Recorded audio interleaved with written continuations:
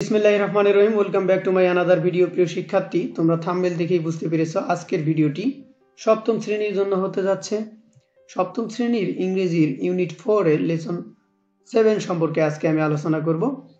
7 এ একটি সুন্দর একটি টেক্সট দেওয়া রয়েছে। এই টেক্সটের অর্থ সহ আজকে আলোচনা থাকছে সেই সঙ্গে এ থেকে শুরু করে এ পর্যন্ত যে অ্যাক্টিভিটিগুলো রয়েছে উত্তর সহ আলোচনা।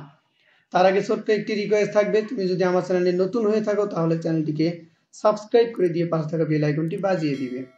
আমার ভিউয়ার্সরা অধিকাংশই আপনারা আমার ভিডিওগুলো দেখেন বাট চ্যানেলটিকে সাবস্ক্রাইব করেন না। একটি রিকোয়েস্ট থাকবে, অবশ্যই আপনারা আমার চ্যানেলটিকে সাবস্ক্রাইব করে দিবেন। চলুন কথা না বাড়িয়ে শুরু করা যাক আজকের আলোচনা। Lesson 7 part 7 the home maker 1 গৃহকর্ত্রী 1। হোম মেকার মানে গৃহকর্ত্রী। A look at the picture, ছবিগুলোর দিকে তাকাও, and discuss the following questions in pair, এবং দেওয়া প্রশ্নগুলো জোড়ায় আলোচনা করো। Where do you think the family lives, এই পরিবারটি কোথায় বাস করে বলে তুমি মনে করো। আনসার, আই থিঙ্ক, আমি মনে করি, the family lives in a village, এই পরিবারটি একটি গ্রামে বাস করে। B asked and answer the questions in pair, জোড়ায় প্রশ্ন জিজ্ঞাসা করো এবং উত্তর দাও। What do you see in the picture 1 2 3 4 5 6, তুমি 1 2 3 4 5 6 ছবিগুলোতে কি দেখতে পাও। C read about the family, পরিবারটি সম্পর্কে পড়ো।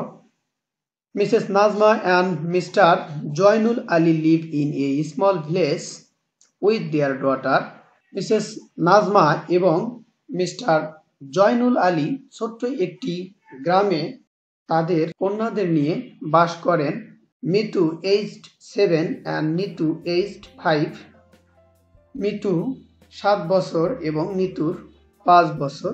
Zainul is a carpenter, Joynul একজন কাঠমিস্ত্রি, কার্পেন্টার অর্থ কাঠমিস্ত্রি।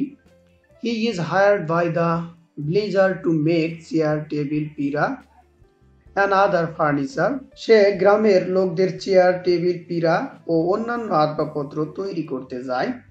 He is also asked to do some repair work, সে সামান্য মেরামত কাজেরও আদেশ পায়। But Joynul does not find work every day, কিন্তু জয়নুল প্রতিদিন কাজ পায় না। He lives from hand to mouth, সে দিন আনে দিন খায়। হ্যান্ড টু মাউথ অর্থ হচ্ছে দিন এনে দিন খাওয়া। ফার্নিচার অর্থ হচ্ছে আসবাবপত্র।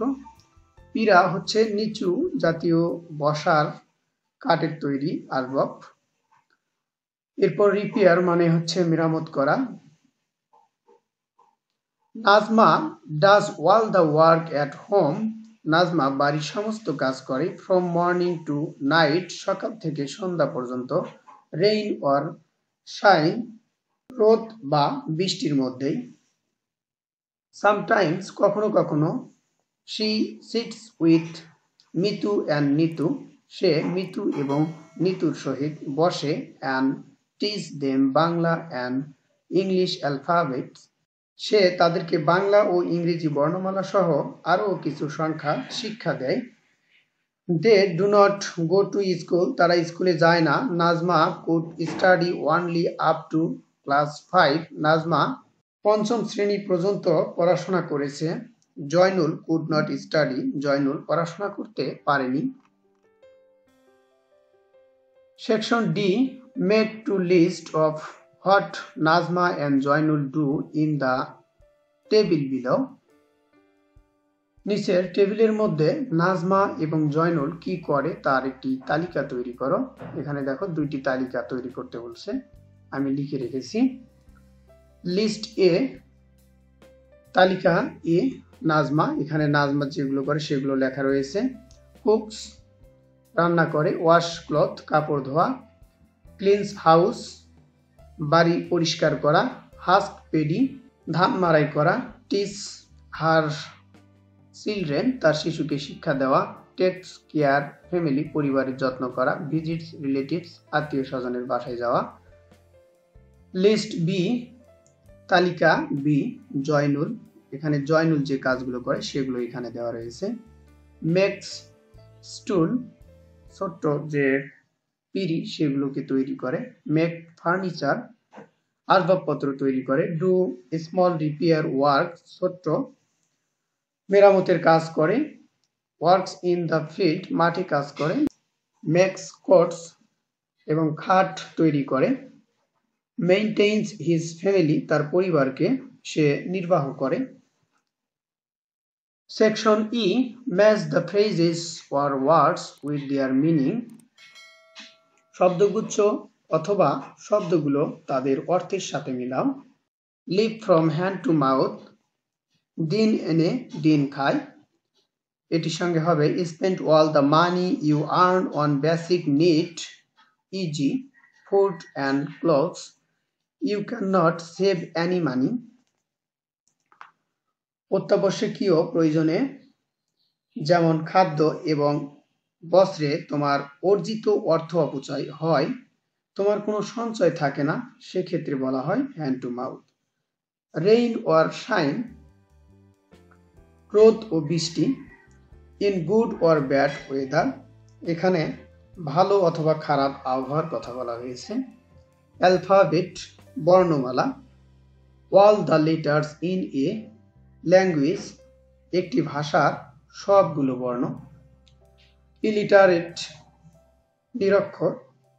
A person who does not know how to read and right, একজন ব্যক্তি যিনি পড়তে ও লিখতে জানে না।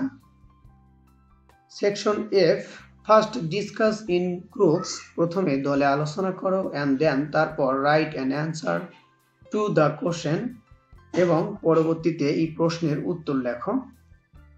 হোয়াট ডু ইউ থিঙ্ক, তুমি কি মনে করো। ইজ দ্য রিজন, কি কারণ, তুমি কি মনে করো কি কারণ। Why Mitu and Nitu do not go to school, Mitu এবং নিতু স্কুলে কেন যায় না। এতে তুমি কি মনে করো কি কারণ হতে পারে সে বিষয়ে তোমাকে আলোচনা করতে হবে এবং তারপরে উত্তরটি লিখতে হবে। প্রিয় শিক্ষার্থী, এই ছিল আজকের আলোচনা। আমি সেকশন এ থেকে শুরু করে এ পর্যন্ত আলোচনা করেছি। যদি আলোচনাটি ভালো লেগে থাকে তাহলে অবশ্যই ভিডিওতে একটি লাইক দিবে এবং কমেন্টের মাধ্যমে জানাবে পরবর্তীতে কি বিষয়ে তুমি ভিডিও চাচ্ছ। Thank you for watching my video.